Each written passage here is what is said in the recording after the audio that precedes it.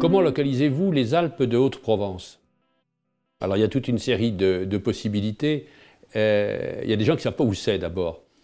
Moi je crois que la localisation, c'est que c'est au cœur de la Provence, dans la Haute-Provence, c'est-à-dire entre la mer et la montagne, mais avec une partie montagne, à 1 heure de la mer, à 1 heure du ski, et puis finalement à peu près à 1 heure de l'aéroport de Marseille et à 1 heure d'une gare TGV.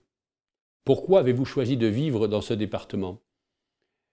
Parce que j'ai des amis, parce que j'aime les gens qui y vivent, qu'ils soient basalpins comme on dit de souche ou qu'ils soient venus plus tard, et puis aussi pour une qualité de vie exceptionnelle.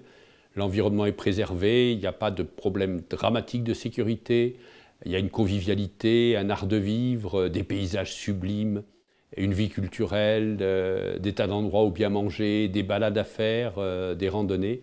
Je crois que c'est une qualité de vie exceptionnelle qui a d'ailleurs été reconnue dans plusieurs classements de journaux en nous mettant, sinon le premier, en tout cas dans les tout premiers rangs des départements pour la qualité de la vie et pour l'action en faveur de l'environnement.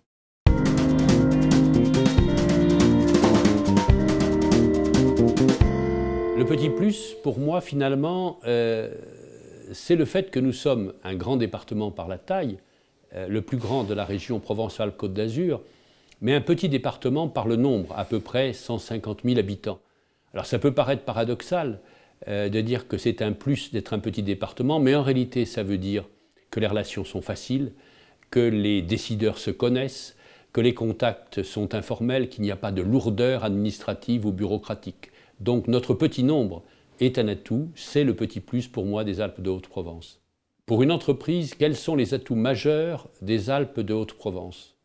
Eh bien précisément, il y a l'atout que je disais tout à l'heure, c'est de trouver des interlocuteurs dynamiques, compétents, qui aiment leur territoire, qui le connaissent, que ce soit la mission de développement économique, les services du Conseil général, les services de l'État, les chambres consulaires. Tout ce monde travaille la main dans la main avec des systèmes de guichets uniques, avec de l'efficacité, de la réactivité, et puis, bien sûr, la qualité de la main-d'œuvre, la qualité du système de formation, la qualité des services publics aussi, qui sont bons pour le milieu rural, mais qu'il ne faut pas abandonner pour qu'on ait toujours l'hôpital, l'école, les moyens de vivre aussi agréablement qu'il est possible, et en tout cas que bien qu'en milieu rural, on ait les services auxquels on a droit dès lors qu'on est citoyen français. Que diriez-vous à propos des ressources humaines du département? Les ressources humaines du département sont solides, sont fortes, appuyées sur plusieurs traditions. Une tradition de petites entreprises, du bâtiment, des travaux publics, une tradition aussi de service à la personne, qui est évidemment affirmée et qui est un des axes majeurs pour nous du département, une tradition aussi dans la qualité des services à l'environnement, qu'il s'agisse des énergies nouvelles, de l'énergie photovoltaïque, de la mise aux normes des bâtiments anciens, et puis des systèmes de formation qui sont performants, avec notamment un institut universitaire de technologie à Digne-les-Bains, qui a un grand succès et qui a des étudiants qui trouvent facilement un travail s'ils ne souhaitent pas prolonger leur formation, avec une école internationale qui en fait est à la fois école primaire, collège et lycée à Manosque, qui accueille à la fois des cadres d'ITER, mais aussi des enfants de cadres d'ITER, mais aussi des enfants du département, un centre de formation des apprentis qui est de bon niveau, des lycées professionnels, et une formation continue qui s'organise de manière efficace et souple.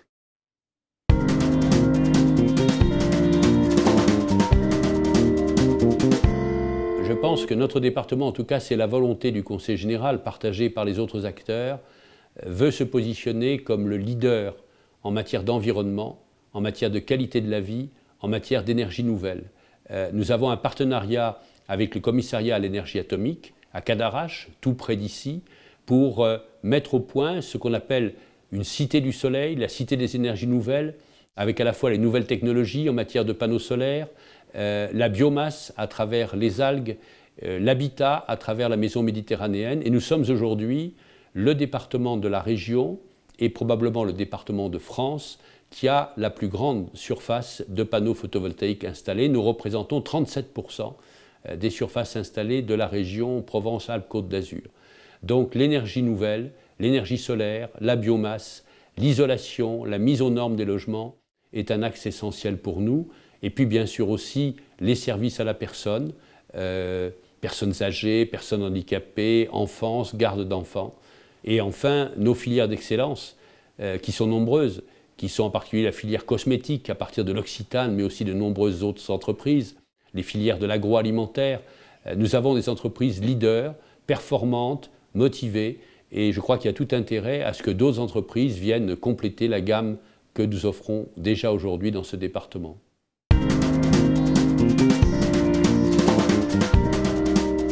Oui, je l'ai dit dans une réponse précédente, parfois les gens ont un peu de mal à nous situer. Ils confondent avec les Hautes-Alpes, ils confondent Digne avec Gap, quand ce n'est pas avec Tignes. Alors Haute-Provence, ça aide quand même. On voit bien que c'est quelque part dans la Provence, là où commence la montagne.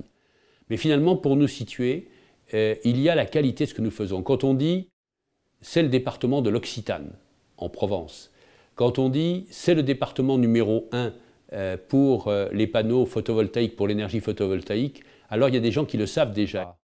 Pour conclure, 2 mots pour nos futurs porteurs de projets. Bienvenue d'abord.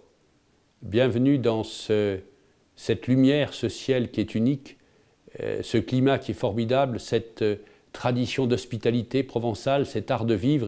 Nous savons qu'il y a compétition entre les territoires, mais nous avons comme ambition de rendre le meilleur service possible pour aider celles et ceux qui voudraient s'installer à formaliser leurs projets et à trouver, comme on dit, chaussures à leurs pieds en matière de terrain, en matière de bâtiments et en matière d'accompagnement.